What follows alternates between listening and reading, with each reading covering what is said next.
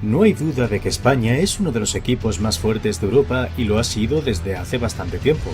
Con el trofeo de la Eurocopa 2024 en la bolsa, han demostrado al mundo que sus mejores días están lejos de terminar. Además, han hecho historia al convertirse en el primer país en ganar los 7 partidos de una Eurocopa y ahora tienen el récord de más títulos en este torneo. Pero no siempre fue así. España realmente se hizo un nombre en el escenario mundial en el Campeonato de Europa con su victoria en 2008, poniendo fin a 24 años de bajo rendimiento, durante los cuales se perdieron la clasificación en 5 ocasiones, en 1960, 1968, 1972, 1976 y 1992. Entonces, ¿cómo se compara su récord general? ¿Cómo les ha ido en los torneos anteriores? Profundicemos en la historia de España en los campeonatos europeos.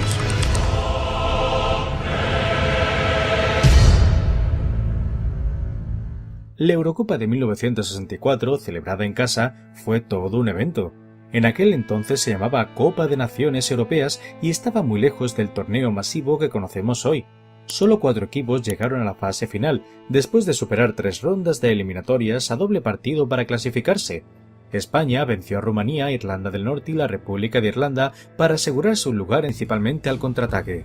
Los 2 primeros goles llegaron en los primeros 10 minutos y fueron una especie de comedia de errores. Al final, una victoria por 2-1 se consiguió por un cabezazo de Marcelino, del Real Zaragoza. No se puede hablar de la campaña de España sin mencionar a Luis Suárez, apodado El Arquitecto. Suárez era tan inteligente que el Inter de Milán luego lo utilizó como barrendero. A pesar del éxito de España en el siglo XXI, sigue siendo el único español que ha ganado el Balón de Oro. La Eurocopa de 1980 fue la primera de España fuera de su propio terreno, pero terminó en decepción. España tuvo un camino relativamente tranquilo hasta el torneo, perdiendo solo una vez, pero terminó en un grupo difícil con los anfitriones, Italia, Bélgica e Inglaterra. Primero, España se enfrentó a Italia en San Siro, Milán. Aunque dominaron la posesión, no pudieron romper la defensa italiana, sólida como siempre, y el partido terminó en un empate a 0 bastante aburrido. Mientras tanto, Bélgica e Inglaterra empataron 1-1 en el otro partido del grupo, por lo que todos estaban igualados de cara a la segunda ronda. 3 días después, España se enfrentó a Bélgica en lo que resultó ser el partido decisivo del grupo. Lamentablemente no fue un buen momento para la roja. Bélgica ganó con goles de Eric Gerets y el mediocampista Julian Kuls. El legendario delantero del Sporting de Gijón, Kini, logró anotar entre esos 2 goles, pero España no pudo tener mucho más impacto en el partido. En el último partido del grupo, España se enfrentó a Inglaterra. España quedó atrás temprano cuando Trevor Bruggen anotó para Inglaterra. El delantero Dani empató desde el punto de penalti al comienzo de la segunda mitad, pero el gol de Tony Woodcock finalmente selló la derrota de España por 2-1. Este torneo en Italia fue el primer gran campeonato de España desde que ganó la Eurocopa en 1964 y las expectativas eran muy altas. Sin embargo, terminó siendo una de las peores actuaciones del país en una fase final de la Eurocopa. En 1984 España mostró cierta mejoría. Solo 7 de los 20 jugadores que llegaron a Francia habían formado parte del equipo del Mundial 2 años antes. Arconada, Camacho, Gordillo, Gallego y Santillana, veteranos como Kini y José Antonio Alexanco, fueron eliminados junto con la inmensamente talentosa pero problemática estrella del Real Madrid, Juanito. Este nuevo equipo español estaba ansioso por sacudirse a la decepción del 82 y causar sensación, pero primero tendrían que superar a Rumanía, Portugal y los actuales campeones, Alemania Federal. España apenas superó la fase de grupos. El primer partido contra Rumanía comenzó bien, con la roja dominando los primeros compases, pero el encuentro terminó 1-1. El empate no fue un desastre, pero España sabía que necesitaba ganar uno de sus 2 siguientes partidos contra rivales aún más duros. El siguiente partido fue el último derbi ibérico contra Portugal y ambos equipos necesitaban una victoria, pero tuvieron que conformarse con un empate 1-1. En el último partido del grupo, España se enfrentó a la Alemania Federal, un panorama desalentador lleno de estrellas como Briegel, Rummenigge, Alofs, Boller y Matthaus, con Schumacher en la portería. El partido estuvo al filo de la navaja hasta que en la segunda mitad, un centro de Juan Antonio Señor encontró a Maceda, quien cabeceó a la red enviando a España a las semifinales. La semifinal fue tensa. Søren Lerby se abalanzó sobre un rebote para poner a Dinamarca por delante. El portero danés Oleg Kvist Fue igualmente heroico, pero no pudo evitar el disparo raso de Maceda en mitad de la segunda mitad, que lo dejó tirado en el césped. El partido se fue a la prórroga con Dinamarca reducida a 10 hombres tras la expulsión de Klaus Berggren y luego a los penaltis. La tanda de penaltis fue angustiosa, pero España logró salir victoriosa. España llegó a la final a un paso de poner fin a 20 años de sufrimiento. Solo Francia se interponía en su camino. Casi 48.000 aficionados abarrotaron el Parque de los Príncipes, la mayoría de ellos emocionados por ver a su selección lograr la victoria.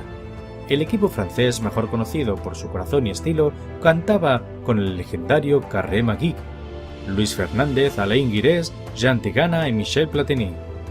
El partido comenzó con Le Bleu aumentando la presión mientras España intentaba abrirse paso con la esperanza de colocar a los franceses, pero a pesar de sus mejores esfuerzos, la Roja no saboreó la victoria ese día. En muchos sentidos, 1984 es la final olvidada para España. La campaña de 1984 no fue la más bonita ni la más prolífica en goles, pero preparó el escenario para el regreso de la Furia Roja a México 2 años después. La siguiente Eurocopa fue en 1988 en Alemania Occidental, 20 años antes de su triunfo en Austria y Suiza. España se dirigió a Alemania Occidental para el Campeonato Europeo de 1988, llena de esperanza después de una tranquila campaña de clasificación. Sin embargo, se encontraron en un grupo difícil con la nación anfitriona, Italia y Dinamarca, un equipo al que habían derrotado por 5-1 en el Mundial 2 años antes. España comenzó el torneo con una victoria por 3-2, pero el siguiente partido contra Italia resultó ser frustrante y decepcionante. España encajó una derrota por 1-0. Con una victoria y una derrota, el equipo de Muñoz se enfrentó a la anfitriona Alemania Occidental en su último partido del grupo, sabiendo que solo una victoria los mantendría en el torneo. Con Michel recuperándose de una lesión de cara al gran partido en Múnich, la presión fue demasiado para España y fue una cómoda victoria para Alemania Occidental contra un equipo español que lució fuera de sí durante la mayor parte del partido. El Campeonato Europeo de 1988 finalmente se centró en el fantástico equipo holandés y ¿quién podría olvidar ese increíble gol de Marco van Basten? Fue uno de los mejores goles jamás vistos en una final de torneo.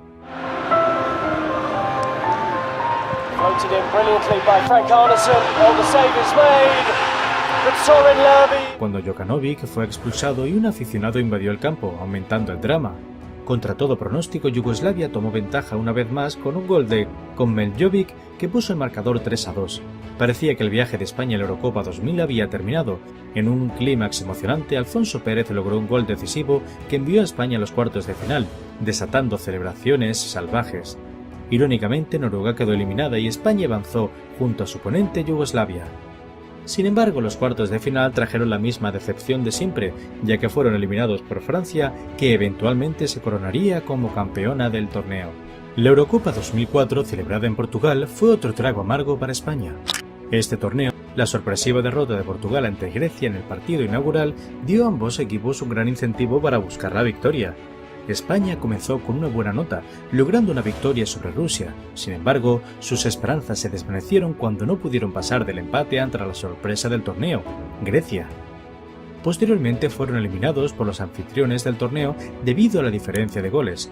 Grecia anotó 4 mientras que España solo logró 2. El momento decisivo llegó gracias a un impresionante gol de 20 metros de Nuno Gómez que selló el destino de España y le dio a Portugal su primera victoria sobre su rival desde 1981.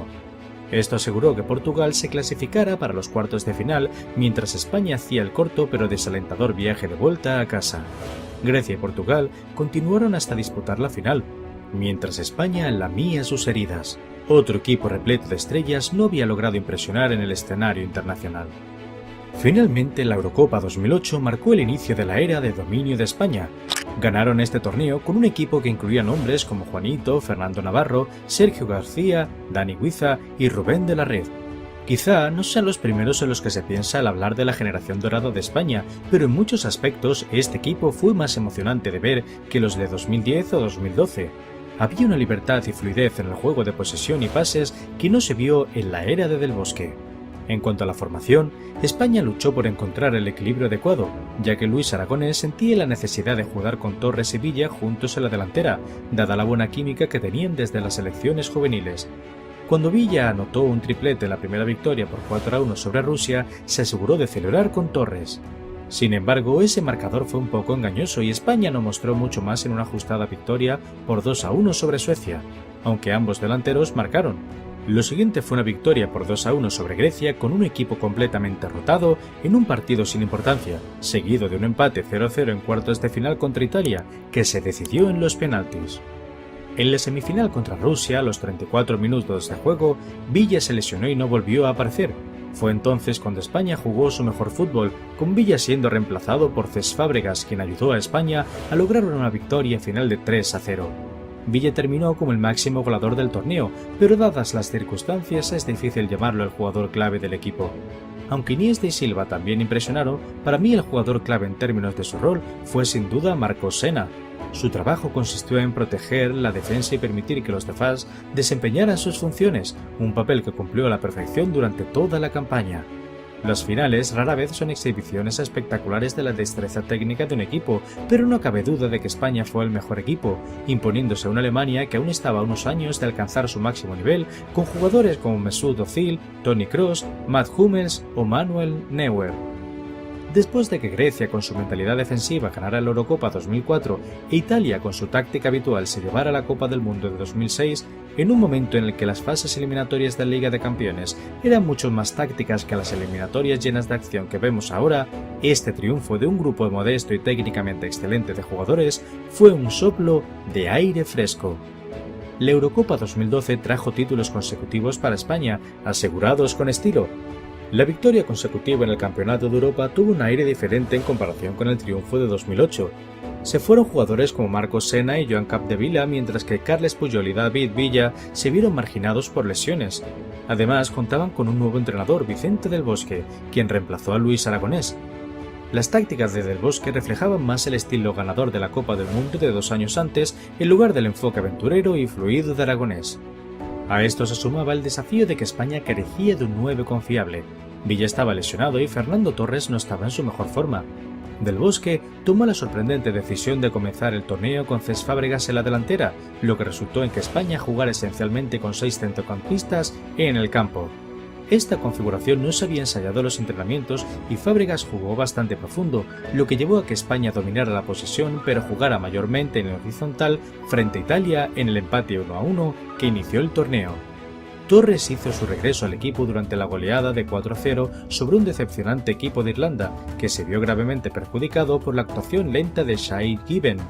Fábregas mantuvo su lugar en la victoria por 1-0 sobre Croacia, pero fue sustituido tras una hora con Jesús Navas entrando para marcar el único gol del partido. Del Bosque luego volvió a poner a Fábregas en la delantera para la victoria de 2-0 sobre Francia, solo para cambiar las cosas nuevamente con Álvaro Negredo en la semifinal contra Portugal. Negredo, un delantero clásico de área, no encajaba del todo con el resto del equipo y pareció un poco aislado. Andrés Iniesta fue el jugador más destacado del torneo, ganándose el premio al mejor jugador, superando por poco a André Pirlo de Italia. Colocado en la banda izquierda del ataque, Iniesta fue brillante, rompiendo líneas defensivas y atacando al rival con su estilo habitual después de un par de partidos mediocres. España finalmente desplegó todo su potencial en la final contra Italia, anotando 2 goles impresionantes antes del descanso, lo que prácticamente selló la victoria. Torres rápidamente se unió a la fiesta poniendo el 3-0 y uniéndose a la lista de máximos goleadores del torneo con su tercer gol. Luego asistió a Mata para el cuarto tanto de España. Fue un golpe duro para Italia, que había luchado por llegar hasta la final con su propio estilo de fútbol, inspirado en el tiki-taka español. Sin embargo, España finalmente suelta aprovechó al máximo su oportunidad para vencer decisivamente a un oponente muy fuerte. En la Euro 2016 la generación dorada ya había ido y venido, pero España seguía siendo una de las favoritas para lograr una tripleta de títulos. Una pésima actuación en el Mundial de Brasil 2 años antes había demostrado que ya no eran invencibles. En la fase de grupos perdieron su último partido ante Croacia, lo que les costó el primer puesto y les preparó un difícil choque de octavos de final contra Italia, un partido que los aficionados normalmente esperarían ver más adelante en el torneo. Pero como España terminó segunda en su grupo, tuvo que enfrentarse a un equipo italiano conocido por su sólida defensa en una lluviosa tarde en París. A pesar de ser favoritos, tal vez por la victoria 4-0 sobre Italia en la final del torneo 4 años antes, el famoso tiki-taka de España no apareció por ningún lado. Los campeones defensores lucharon por mantener el balón contra un equipo italiano sorprendentemente agresivo.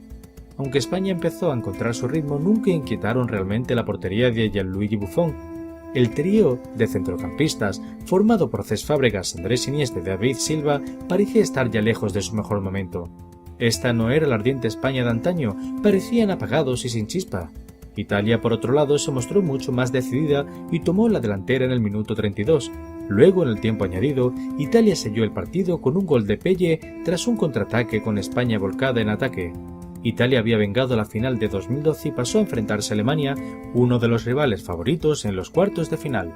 En la Eurocopa 2020 es posible que España no haya sido la fuerza dominante que alguna vez fue, pero aún así logró abrirse camino hasta otra semifinal importante. La fase de grupos no fue especialmente destacada, con el torneo disputado en todo el continente en medio de una pandemia global.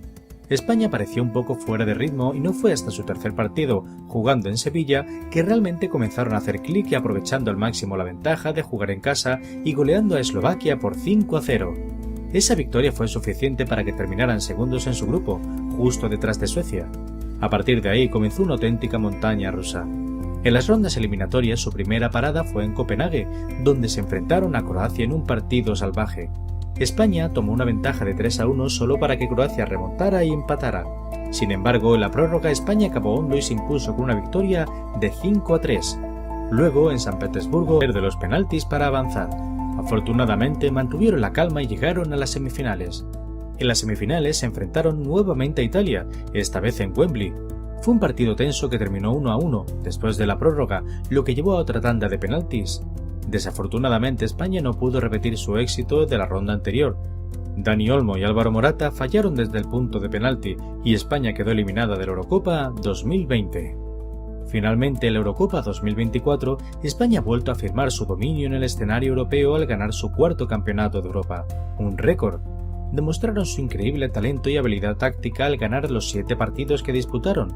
El clímax llegó en una emocionante final contra Inglaterra en Berlín, donde se alzaron con el título. España estaba entre las favoritas para llegar hasta allí, junto a Inglaterra, Francia y la anfitriona Alemania, pero para levantar el trofeo tuvieron que superar una dura oposición, incluido un viejo enemigo, Italia. Desde el inicio quedó claro que España era un equipo con una misión. Arrasaron en la competición con 7 victorias consecutivas, demostrando su dominio y sin dejar dudas de que merecían ganar. Esta victoria los coloca por delante de Alemania, convirtiendo a España en la selección con el récord de 4 títulos de campeón europeo. Para Inglaterra, sin embargo, su larga búsqueda para poner fin a 58 años de dolor continúa.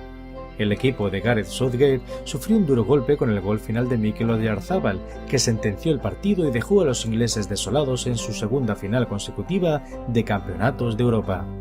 Fue otra dura derrota para los aficionados ingleses, pero España tuvo la última palabra. Oyarzabal envió el balón al fondo de la red tras un centro de Dani Carvajal a solo 4 minutos del final. Inglaterra vuelve a ser el casi equipo, mientras que España mira al futuro con confianza. El actual equipo de España es una mezcla de energía juvenil y líderes experimentados, lo que los prepara para una nueva era de dominio. La perfecta integración de talentos emergentes como Lamine Yamal con jugadores experimentados como Rodri es un mérito del entrenador, Luis de la Fuente. Su perspicacia táctica ha sido clave para aprovechar esta combinación, haciendo de España no solo campeona de la Eurocopa 2024, sino también una gran favorita para futuros torneos, incluida la Copa del Mundo de 2026. Si vemos muchos likes y comentarios positivos, seguiremos con esta serie. Si te ha gustado este vídeo, haz clic en el vídeo que te está apareciendo por pantalla y regálanos tu like para ayudarnos a seguir creando contenido como este.